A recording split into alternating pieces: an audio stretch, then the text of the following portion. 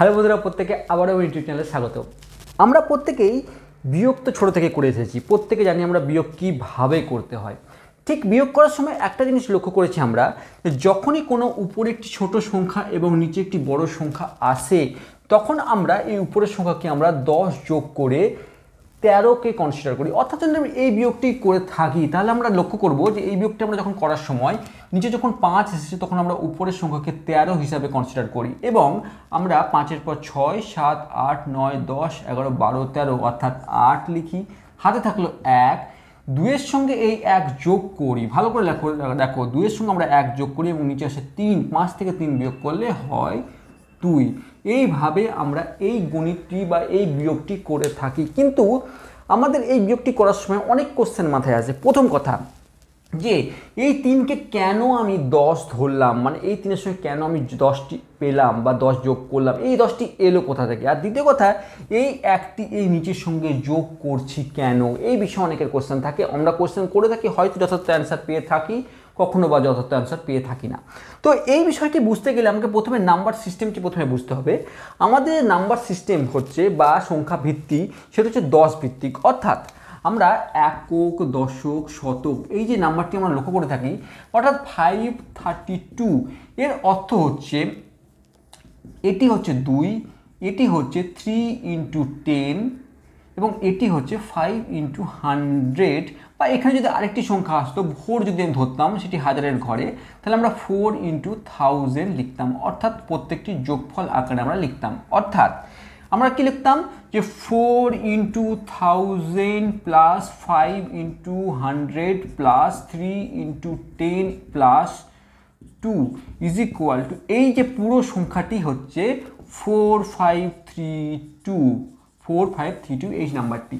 যদি আমরা এই নাম্বারটির বিষয় বিবেচনা করি 4532, এটি অ্যাকচুয়াল অর্থ কিন্তু আমাদের গণিতের অর্থ হিসাবে এই বিষয়টি। অর্থাৎ 4টি 1000, 5টি 100, 3টি 10 এবং 2টি 1-এর যোগফল। ঠিক আছে, এটি হচ্ছে আমাদের বেসিক কনসেপ্ট, এটি হচ্ছে আমাদের সংখ্যার ভিত্তি।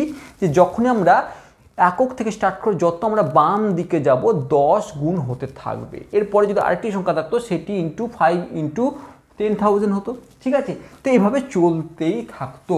তো এই সংখ্যার ভিত্তিতে যদি আমরা লক্ষ্য করে থাকি, তাহলে আমরা এই 53কে আমরা বলতে পারি 53 হচ্ছে 5 × 10, 5 × 10 আর 3 × 1, 5 × 3, 5 × 10 প্লাস 3 × 1। একই রকমভাবে এই 2কে বলতে পারি 2 × 10 প্লাস 5 × 1। ঠিক ব্যাপারটা এরকম। আমরা যদি ব্র্যাকেট দিয়ে লিখি, তাহলে ব্যাপারটা ঠিক এরকম আসছে।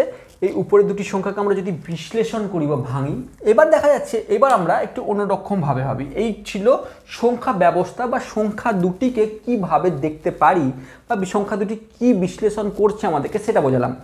এইবার যদি আমরা একটা জিনিস লক্ষ্য করে দেখি,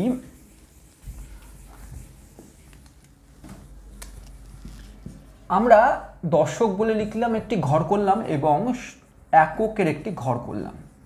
এবার আমরা দশকের ঘরে 553কে আমরা 5টি 10,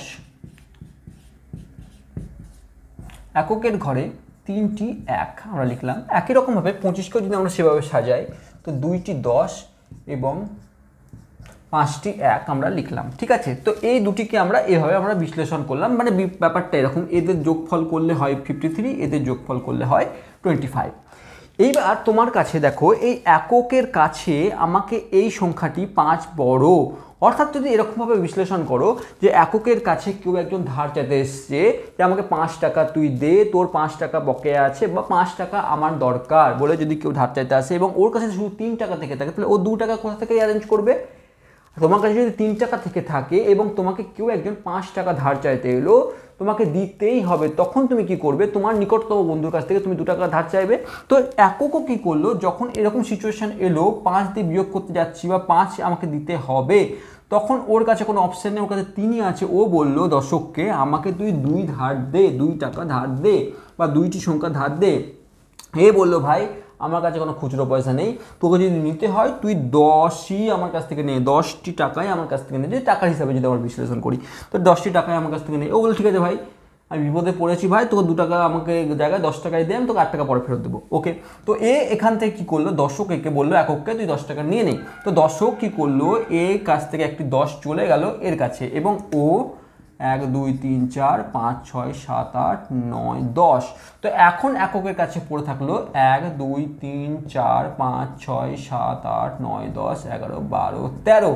তো এখন এককের কাছে 13 এবং -5, 13 - 5 13 আমরা ধরেছি যে 53, 3 থাকলে ধরবো আমরা 13, 5 থেকে 13 বিয়োগ করলে হবে 8, তাহলে 5 থেকে আমরা 13 থেকে 5 বিয়োগ করলাম, আমার পেয়ে গেলাম 8। এইবার কি হলো, এবার দেখলাম নেক্সট লাইনে আমরা কি হলো, আমরা যখন এর বিবেচনা করতে যাব, এখন কিন্তু দশকে আর 5টা 10 নেই, 4টে 10 আছে। 4টি 10 কেন আছে, কারণ অলরেডি এ একটি 10 নিয়ে নিয়েছে, তাহলে এখানে এখন 4টি 10 আছে এবং 2টি 10 আছে। 4 থেকে 2 বিয়োগ করলে হবে 2। কিন্তু আমরা কি করলাম, এই একটি এখানে আমরা যোগ করলাম। অ্যাকচুয়ালি ব্যাপার হচ্ছে একটি উপর থেকে বিয়োগ হওয়া উচিত, অর্থাৎ 5টি 10 এখন নেই, আগে 5টি ছিল, সেখান থেকে একটি 10 ও 3কে ধার দিয়ে দিয়েছে, এখন এর কাছে মাত্র 4টি 10 আছে। 5 - 1, তাহলে উপরে হওয়া উচিত 5 - 1 আর নিচে থাকা উচিত 2, অর্থাৎ 4 - 2 মানে 2। বিষয় কি, অ্যান্সার একই। আমরা গণিতের সুবিধার্থে আমরা যোগ করাটা বেশি ইজি বলে আমরা এটাকেই চুজ করেছি যে নিচের সংখ্যাকে আমরা এক করলাম, কারণ সংখ্যা আমার অ্যান্সার একই আসবে।